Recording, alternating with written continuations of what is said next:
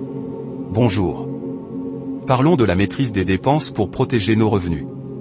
Les consommations excessives peuvent rapidement grignoter nos revenus au quotidien. Voici quelques exemples de la façon dont cela se produit. 1. Les dépenses alimentaires. Si nous dépensons trop d'argent pour des repas à l'extérieur, des boissons ou des collations superflues, cela peut représenter une part importante de notre budget mensuel. 2. Les dépenses de loisirs. Les sorties au cinéma, au restaurant, les achats impulsifs de vêtements, de jeux vidéo ou de gadgets peuvent s'accumuler et devenir un véritable gouffre financier si nous ne faisons pas attention à nos dépenses. 3. Les abonnements et les services. Nous pouvons avoir tendance à souscrire à de nombreux abonnements tels que les abonnements de streaming, les abonnements aux salles de sport, aux magazines, etc. Si nous ne les utilisons pas régulièrement, ils peuvent devenir une charge inutile pour nos finances. 4. Les achats impulsifs. Le fait d'acheter des articles dont nous n'avons pas vraiment besoin, simplement parce qu'ils nous plaisent ou parce qu'ils sont en promotion, peut rapidement faire baisser nos revenus. 5. Les frais financiers. Les paiements d'intérêts liés à des crédits à la consommation ou à des prêts peuvent représenter une part importante de nos dépenses mensuelles. Si nous empruntons de l'argent de manière irresponsable, cela peut affecter sérieusement nos revenus disponibles.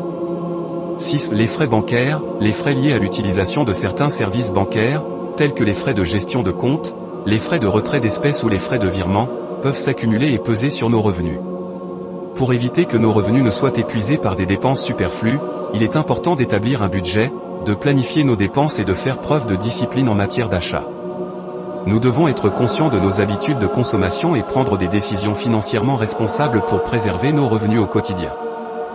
La propension marginale à consommer, PMC, sur le revenu est un indicateur économique qui mesure la proportion du revenu supplémentaire qui est consacré à la consommation plutôt qu'à l'épargne. En d'autres termes, il représente le pourcentage du revenu supplémentaire qui est utilisé pour acheter des biens et services.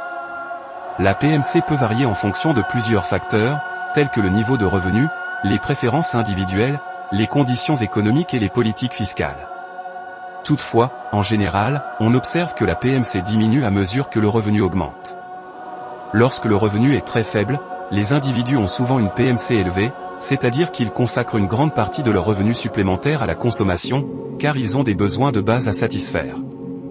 Par exemple, une personne ayant un revenu très faible peut consacrer la quasi-totalité de son revenu supplémentaire à l'achat de nourriture, de vêtements ou de logements. Cependant, à mesure que le revenu augmente, les individus ont tendance à épargner davantage et à consacrer une proportion plus faible de leur revenu supplémentaire à la consommation. Cela peut s'expliquer par des préférences individuelles qui privilégient l'épargne pour des objectifs futurs, comme l'achat d'une maison ou la préparation de la retraite, par une volonté d'accumuler un coussin financier pour faire face aux imprévus, ou encore par des stratégies d'investissement pour générer des revenus supplémentaires. Il convient de noter que la PMC peut également être influencée par des politiques fiscales.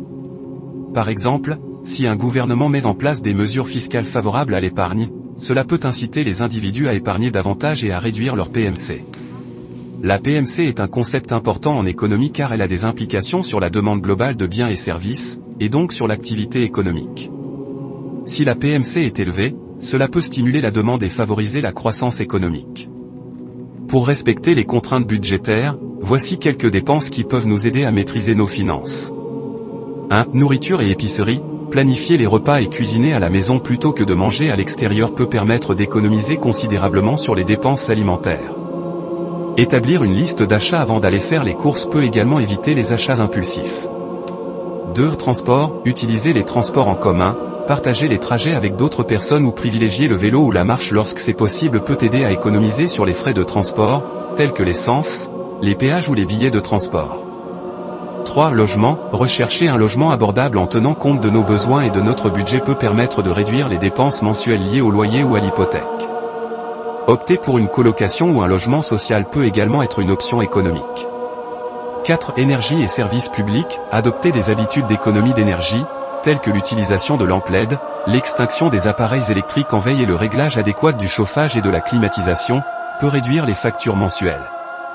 Comparer et choisir des plans de services publics moins coûteux peut également être bénéfique.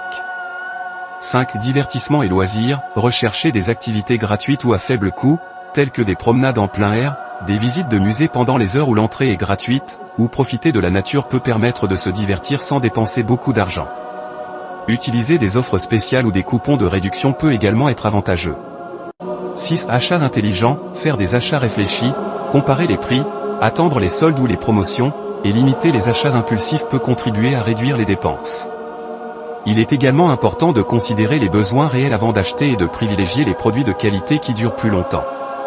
7. Services financiers, choisir des comptes bancaires et des cartes de crédit sans frais ou à faible coût peut aider à éviter des charges inutiles liées aux services financiers. Éviter les frais de découvert non autorisés en surveillant attentivement nos soldes et en tenant un registre précis de nos dépenses peut également être utile. En adoptant ces bonnes pratiques et en étant conscients de nos dépenses, nous pouvons respecter les contraintes budgétaires et économiser davantage pour atteindre nos objectifs financiers.